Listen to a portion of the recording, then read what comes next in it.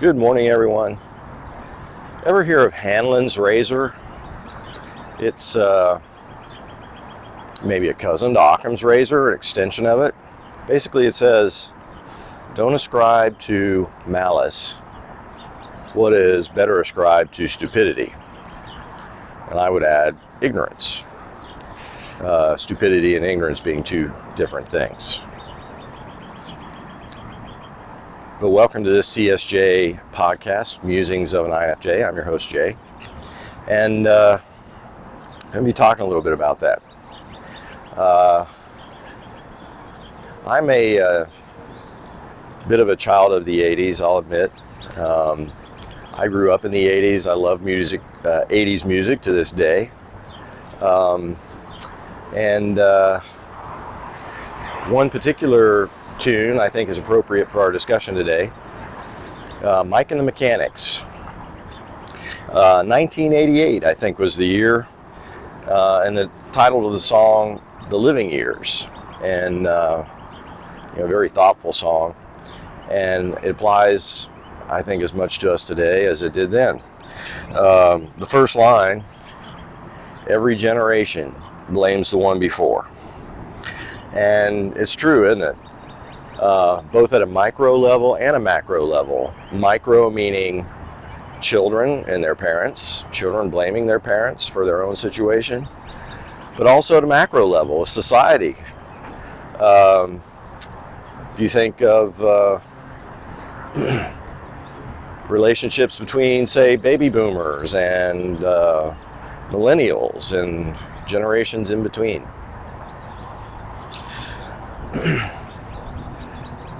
We do blame the generations before. I blame the generation before me. We're going to talk a little bit about that. The thing is, blaming those who came before you is really a bit irresponsible. It assumes that, you're not taking responsibility for your own position in life. You want to blame it on others. You assume that they had all knowledge, they knew everything, and maybe should have done better with you, left you something more than what you have, taught you more than what you know. That's a bit of entitlement if you think about it. But the assumption's wrong. Everyone lives quiet lives of desperation, in my opinion. Everyone's searching, everyone's seeking in their own way. Nobody has all the answers, and people do the best they can. Your parents do the best they can. Now, I'm talking generally. Generally, parents love their children. And want to do everything they can for them, want them to have better lives than they did themselves, but they're limited in their capacity to give that, either in terms of physical possessions, just general capabilities and whatnot. You understand. I think it's a bit of a excuse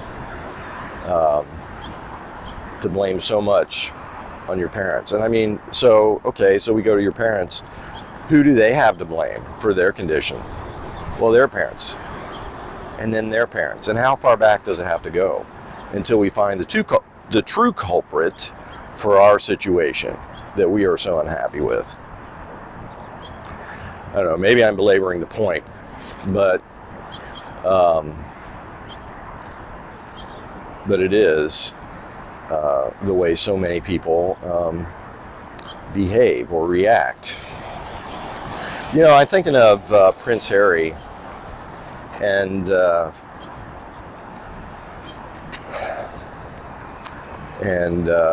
Oprah interview, for example. The man is obviously in a lot of pain, continues to grieve for his mother. And he's struggling through that grieving process. And who am I to judge him on where he is in that process or what he should do to overcome his grief? There's grieving is very personal. It's emotional, obviously. There's no, kind of affiliative, let's call it, solution. What should Harry do to overcome his grief? Well, maybe there's some things, but in the end, it's all within, right? It is disturbing, though, I must admit, that the attacks on his father, his grandparents, and others in the royal family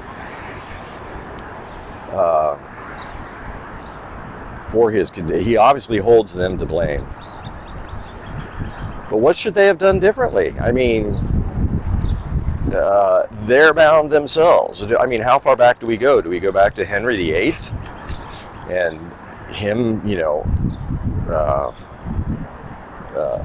beheading Anne Boleyn, for example, and the other atrocities? I mean, where does it start and where does it end? And hopefully, for all Harry and Meghan's wokeness, and believing they know the superior way, hopefully Archie, their newborn daughter, as well, will not come to resent them for what they have done, for what they are trying to manipulate within them. Maybe Archie will resent the fact that he was not able to grow up as part of the royal family and share in that legacy directly. Who knows? But that's the point, is that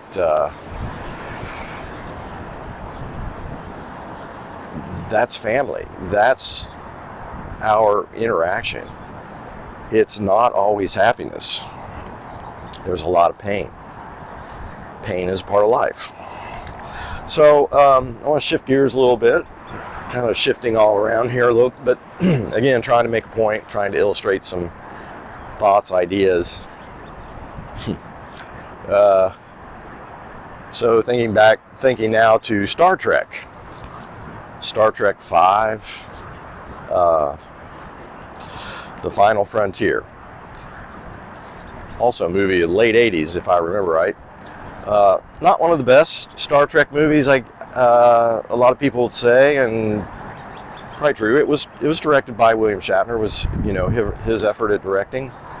But there's a message there that has always stuck with me, and I think it's appropriate here. And so if you remember or ever saw Star Trek V, you remember that it is Spock's cousin, Sybok, who is on a quest to find God, to find heaven, find Eden. And in the course of that, he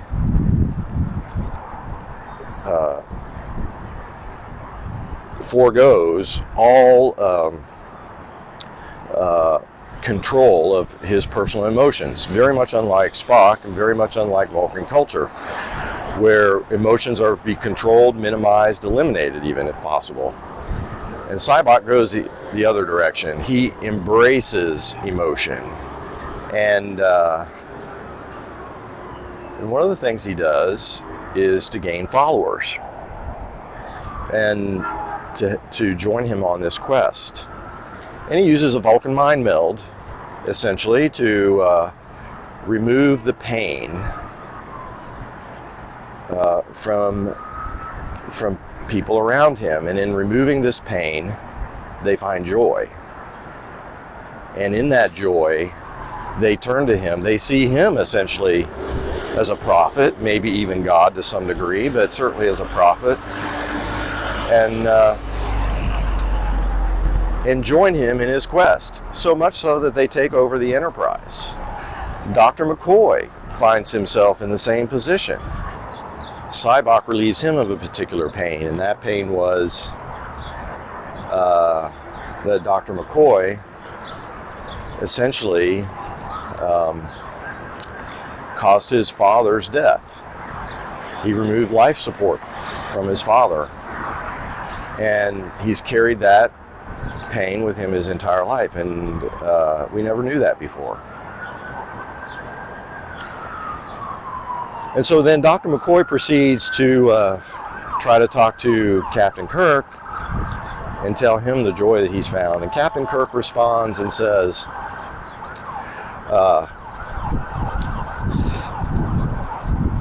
I need my pain. I don't want it taken away. Because that pain makes me who I am. So behind me is what used to be anyway a steel fabrication plant, a small one. But I show it here because it's symbolic in a lot of ways of my dad. My dad was a crane operator at a steel mill, and he was one that drove the overhead crane and would, with the bucket below with the molten steel or whatever. I don't know the process, frankly, but I do know the image. And he was considered the best at the plant that he worked at. And like a lot of parents, like most parents, I think, the majority, he wanted a better life for his children. But he and I didn't start off the best. Well, I guess we started off okay. But as I grew, he and I were often at odds. So, for example, one of the first things I remember was being about 6 years old. My sister, who was 5, very shy, and my mom and dad thought that maybe if they engaged her in some dance lessons, it would help bring her out of that shyness. And so they took her, and I went with, my mom took her, and I was with her and with them, and they got my sister on the dance floor, and she immediately ran to the corner and just wouldn't participate. So then the dance instructor said, why don't we get Jay out there with her? Maybe if he's with her, standing next to her, showing her what to do, that will help. So that's what we did. I don't know how much it helped my sister, but I loved it. And after that lesson, the dance instructor came over to my mom and said, you know what? We really need to get Jay into some dance lessons. And oh, by the way, I love dancing to this day. But went home. I was excited. I wanted to do it. Told Dad. And Dad's reaction, no son of mine is going to dance. And, it's pretty indicative of how our relationship went over the years. Of course, as I've said before, he was an ESFP. My mother, ISFJ, golden pair. They divorced when I was, right about this time. Or I was about 5.5, 6 years old when they divorced. There was a little bit of favoritism played, frankly, with my mother tending to favor me and my dad tending to favor my brother and sister as an offset to her favoritism. He thought he was being fair to them and offsetting my mother's favoritism to me. Nobody told me that's what he was doing. And I just thought he didn't like me. And but yet he, and he wanted me, as most fathers do, wanted me to be in his image, what he imagined a son to be. And I was not. I was not the outgoing,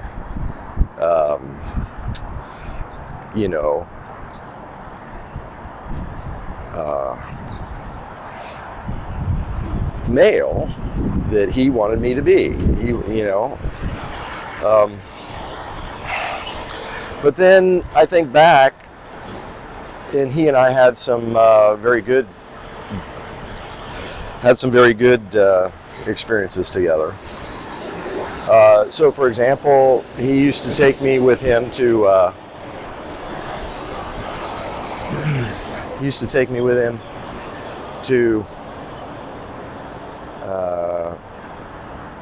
work on people's houses. So I'd get up on a roof with him, and 9, 10 years old, replacing shingles. My dad built 3 houses, virtually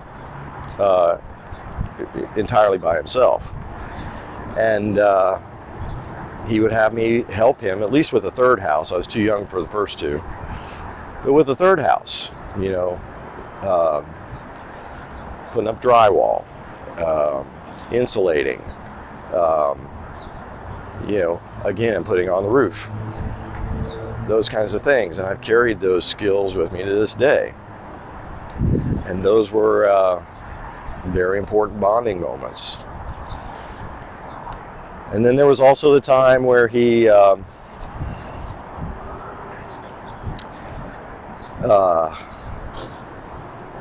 it was right at the end, it was when we were coming to the end of a 2-year period in my teen years where we didn't even talk. And I sat down in his old beat-up van. He used to drive Cadillacs. At this stage in his life, he drove around with an old beat-up van and a vice grip on the transmission column. It's amazing his journey downward. But we were sitting in his van, and he asked me what I thought about universal health care, socialized medicine. And it really speaks to, the depth of his thoughts, that TE child, and looking to me and TI child, and recognizing in me some value to him. I mean, that was a very special moment for me. Him asking my opinion on something, and me just being a teenager like that. So yeah, I say, that's a lot. Maybe I'm spending too much time on that. It doesn't matter. It's important to me, and I'm trying to make a point here that those kinds of things are probably no different than most. I mean, the specifics are, but the fact that we have these kind of dynamics in our relationships, hurt, pain, as well as joy. But my dad gave me a gift. He didn't even know it.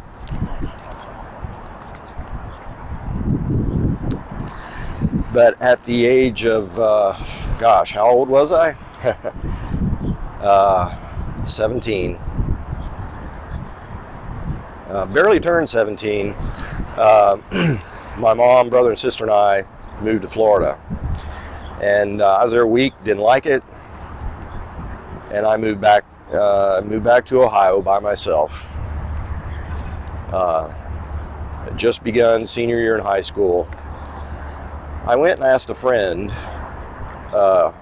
if I could, and his family, if I could live with them. And they agreed, and I lived in his basement, in a little room in the basement, for probably about 4 months.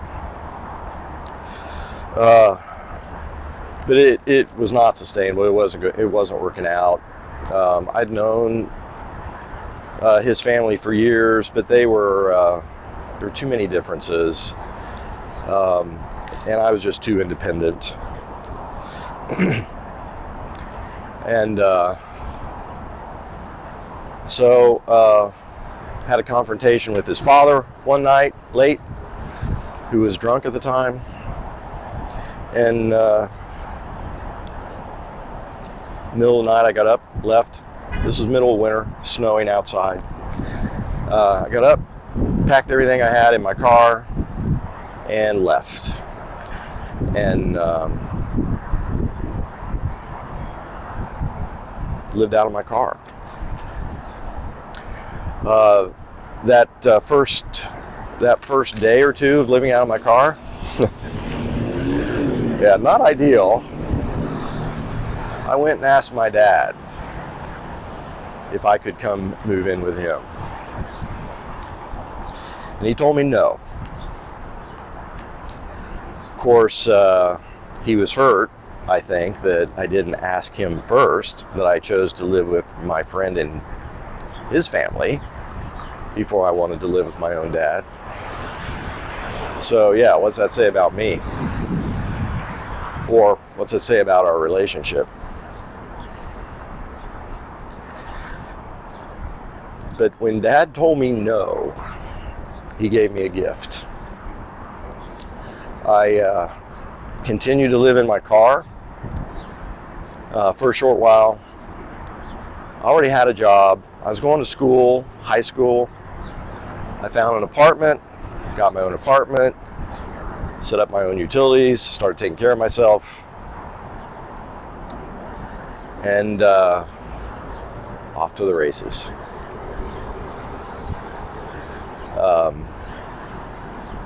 That was a gift, him telling me no. At the time, it was quite painful. Quite painful. And I held it against him.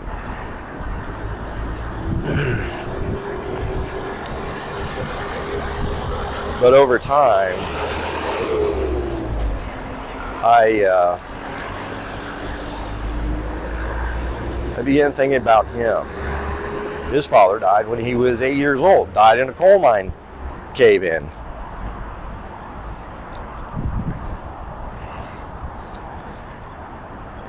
You know, we can blame the generations that come before us, but there's only so much that they can give us.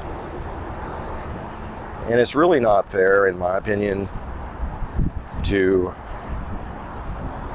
hold them to some standards that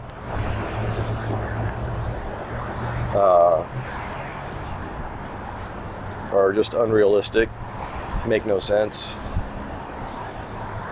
that are unfair to them and their experience. So, in the spirit of Father's Day, in the spirit of turning the hearts of children to their fathers,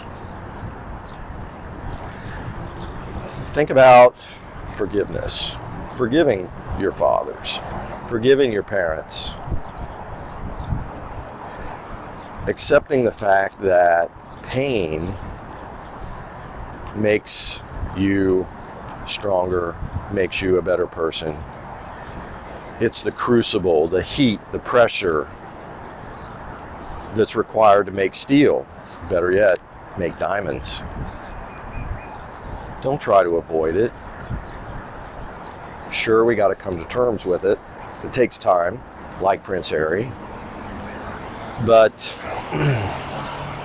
hopefully we don't do too much damage to ourselves and our relationships as we come to those terms. So one last reference, and then we'll close out. By the way, check us out on csjoseph.life. A lot of good stuff on that website, and some things to help you. But one last point I want to make, Mike and the Mechanics, back to Mike and the Mechanics, The Living Years. Another line in that song, we open up a quarrel between the present and the past, and we only sacrifice the future in the bitterness that lasts. Don't sacrifice your future, especially in your relationships. Thanks, everyone. Bye. What's up, Ego Hackers? Thanks for watching this video, and if you enjoyed it, please hit the like button below. That would be the dopest. Also, if you want to see similar videos to this video, just click on any of the videos that you see here so you can go check those out as well. And if you have not taken our personality test to find out your type, please do so at csjoseph.life/discover.